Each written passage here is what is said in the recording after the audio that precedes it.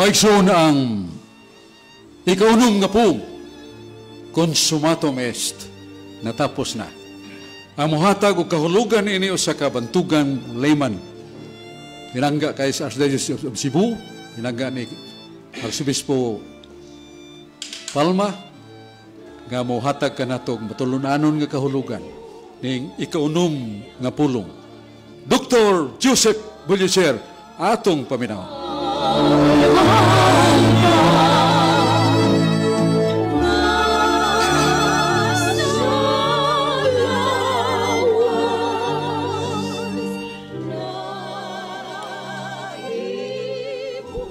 Sa ngalan samahan ug Anak ug Espiritu Santo. Amen. Maigsoon sa makusapa maayong hapon atong tanan. Bisan asa mo nagpatalinghog, nagtan-aw, bulahan nga nagapatalinghog mo. Bulahan nga nagatan-aw mo. Atong iampo tong wa gyud mamalandong nining panahon sa Semana Santa. Ang hapon sa nangaon nagminignit runggutloa. Matud pa ni San Juan Evangelista Kapitulo 19, versikulo 30, natapos na. Dili man ni unang gigayon nga ang Dios ningon natapos na. Kanus adi ay katong ang Dios Amahan nahuman niya ang unom kaadlaw nga pag-umol, pagmugna sa tanan, makita o di makita aning kalibutana. Ikaunom, giumol sa Diyos ang tao in His own image and likeness. Natapos na. Nipahuway ang Ginoo sa ikapito kadlaw, sumala sa Genesis 2, versikulo 2. Pagsoon, human gihimo sa Diyos ang kalibutan ng katawan, kitagaan niya og tagsa-tagsa kakakuhan. Kaya kung lagi madupa, kung atong isummarize ang balang kasulatan, labi na diya sa balaang kasulatan sa Old Testament, God said, I am your God, you will be my people. Ako ang inyong Diyos, kamo ang akong mga katawan. So meaning, naagaday tay buluhaton, tulumanon, responsibilidad sa naghimo nato, nagmugna kanato. Muli ko'y taigsoon niya itong unang Biyernes Santo. Hapit na yun, mag-alas 3 sa hapon. Kung examination pa ni, niingon ang maestra, stop writing. Ikapito, nga pulong, mauna na ang pass your paper. Unsa ka ang gipasabot ni Kristo sa iyang pag-ingon, natapos na. Well, matupa kang 2 Timoteo 4:7. Sa adlaw nga kita mamatay o mabiya sa kalibutan, mingon man ta, Lord, natapos na. Ang akong paningkamot, ang akong struggle, akong kasakitan, tanan nga akong natagamtaman sa taong buhi pa ko. Igsoon, kining pulong nga natapos na, nagilib ka sa atong Ginoo nga nagbitay sa krus, iya tong gihimo, aron pagpahinumdum kanatong tanan. Nga ang gisangon kaniya siyang amahan diri sa kalibutan, nga mao ang pagtudlo sa tanan, nga siya lamang ang kamatuoran, siya lamang agiagianan, siya lamang ang atong padulngan, kay siya lamang ang kinabuhi. Ug natapos na. Humana ang iyang pagwali, humana iyang pagpanudlo, natapos na ang iyang sakripisyo. Ug kay natapos na ay musunod ang pagtuo, pagtuman sa iyang mga pagtulunan. Sama gurigsoon, palalitan kung ikaw usa kaginikanan, napanagko na iyong mga anak, nag-graduate na sila, professionals na, natapos na ang imong tulumanon ngadto kanila. Igo ka na lang mo tagamtam sa bunga sa imong mga paningkamot. Kung ikaw usa ka politiko, na gobernador ka, na mayor ka, bisag ka ni barangay captain o konsihal, gisangunan ka og responsibilidad. Kay lagi matud pa ang tingog sa katawhan, mauman ang tingog sa Dios. So sila may nagbutar nimo, sila nagpili nimo. Ang pangutana, inikaw man si mong termino, ug miingon ka, natapos na. Have you done your job well? Imo bang nahimo ang tanan nga angay nimong buhaton isip alagad sa katauhan isip usa ka politiko? Gani makaingon ta usahay, garaa. Ang tao mo'y nagpili ninyo, ang tao mo'y nagbutang ninyo sa inyong pwesto, kaming tao mo'y nagsweldo ninyo, unya magpatawag pag jud mo honorable. Unya lisod na kaayo mong sangpiton, mara mamong saad. Hapit na sa mag-eleksyon sunod tuig. Pinalalang kabuan, mag-filing na sa kandidacy. Ang pangutana, pila ka porsyento ang imong natuman sa imong gisaad nga matupan nimo imo ginang pakamatyan kay imong buhaton kay imong saad ngadto sa katawhan nga may nagbutang kanimo sa pwesto. Munay dakong pangutana. Have you lived to the expectation of the people who put you in your position? Mga ginikanan, amahan o ginahan. As I said, inyo bang nahimo ang kakuhan, responsibilidad, ngigisangon kanyo sa Dios, isip mga ginikanan. By the way, di ko malimot, one time, samtang nag-istoryahan ay mi sa atong pinanggang Arsobispo, His Excellency Most Reverend Jose S. Palma. Matod pa niya, Doktor, ayaw kalimot nga usaray diferensya nato between you and me. I am an ordained minister. I am an ordained priest. I am an ordained bishop.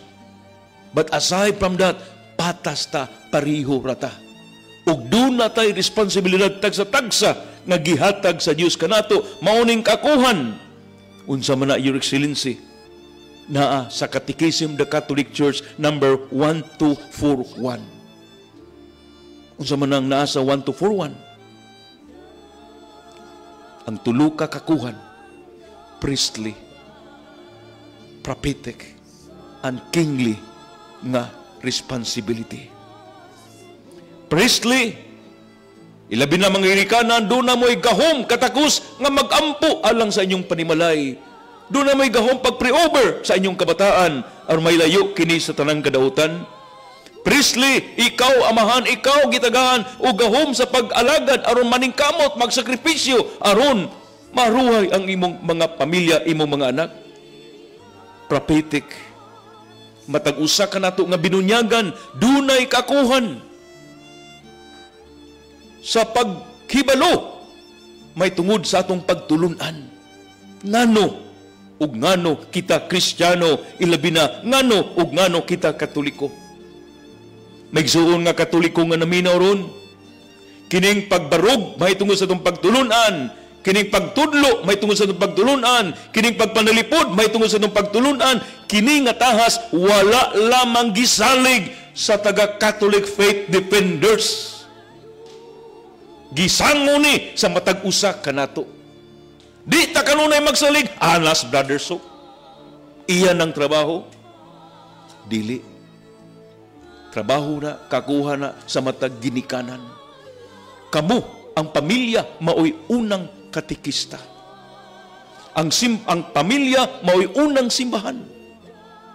So muna ay niya ninyo kalimti, ayo'y tugot nga magtubo ang inyong mga anak nga mga ignorante sa iyang pagtuo.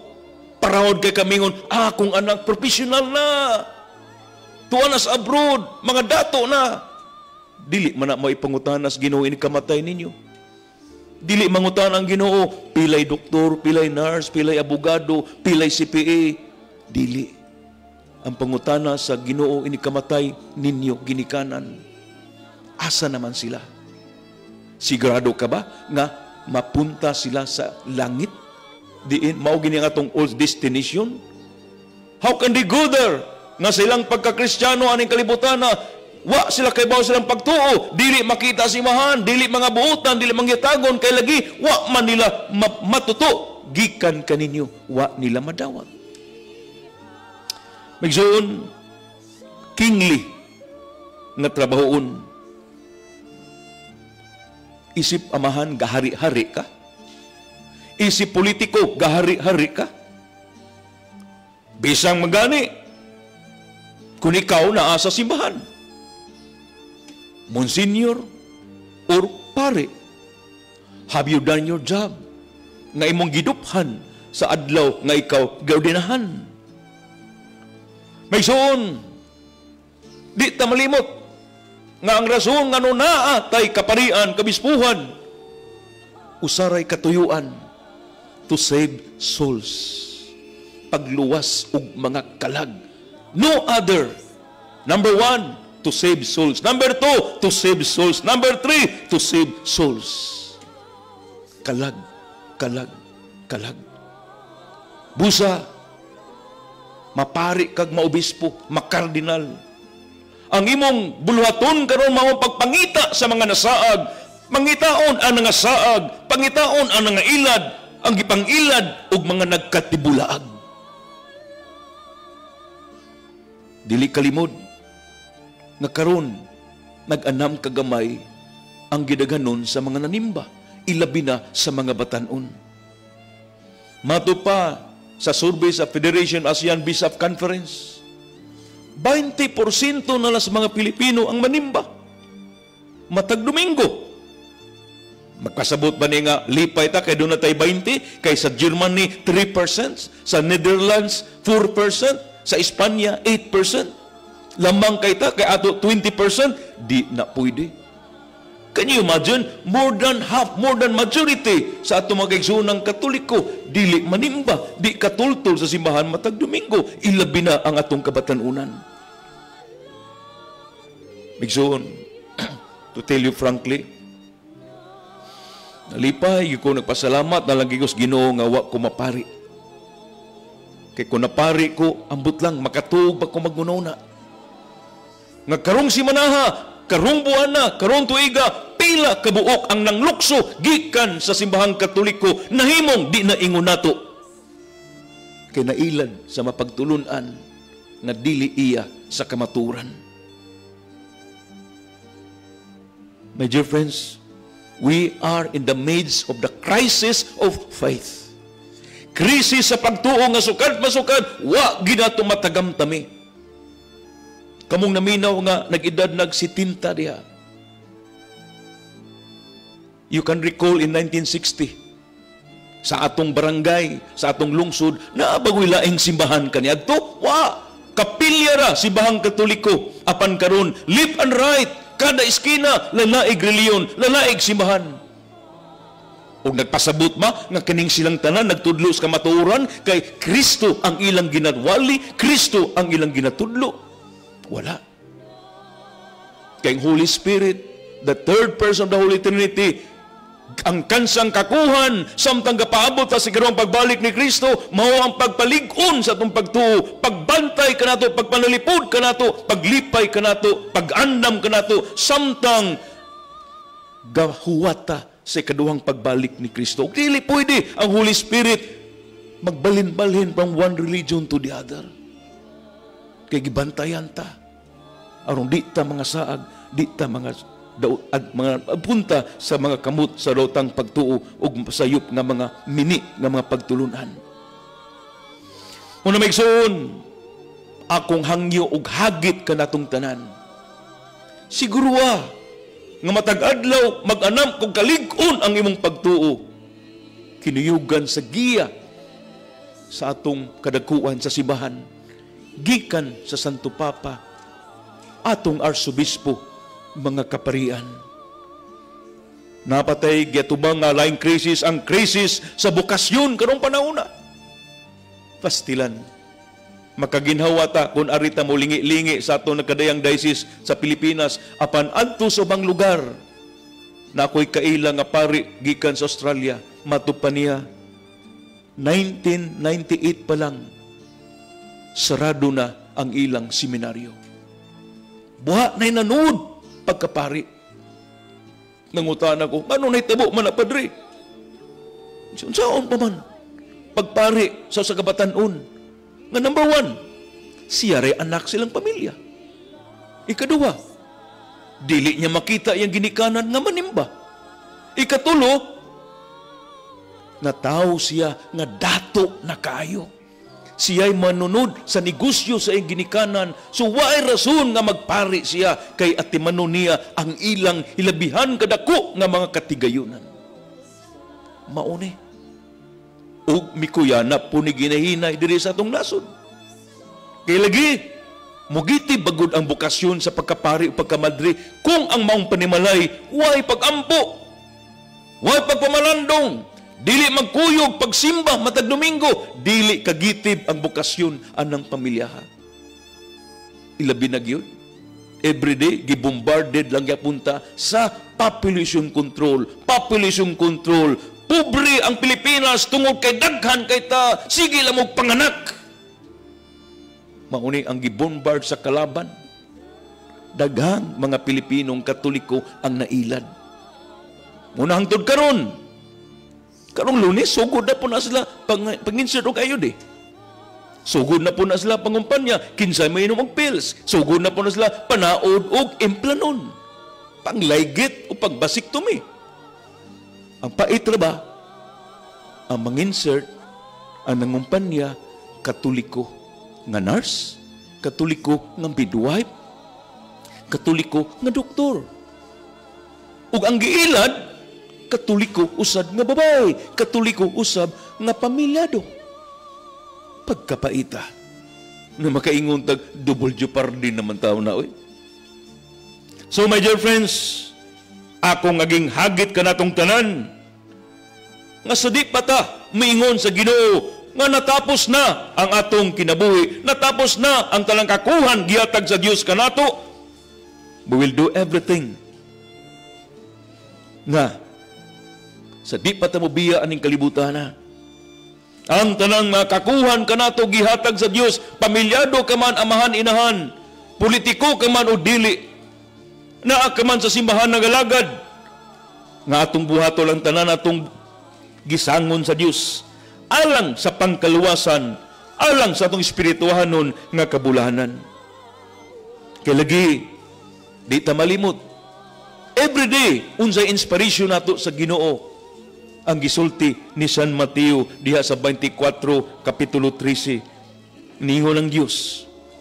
Siya nga makalahutay, mao'y makaangkon sa kaluwasan. And finally, naa sa 2 Timoteo 4, versikulo 7. We will be very successful. Bahalag di ta dato. Bahalag di ta itsuraan. Balag dili ta bright nga pagkatao, di ta successful, kay dili ka professional. Ang importante igsoon, matupa ni San Pablo nga to kang Timoteo, gibugno ko ang maayong pakigmugno. Natapos ko na ang akong pagdagan sa lumba. Gikabantayan ko ang akong pagtuo. This is what counts on the last day of our life. Na kumubiya na ta, katapusang gutlo sa atong pagpuyo aning kinabuhi, mabugtuan na ta sa atong kinabuhi, joyfully maingon ta sa Dios. Natapos na, Ginoo. Andam na ako matubang kanimo. Sa ngalan sa Mahanog Anak, Espiritu Santo. Amen.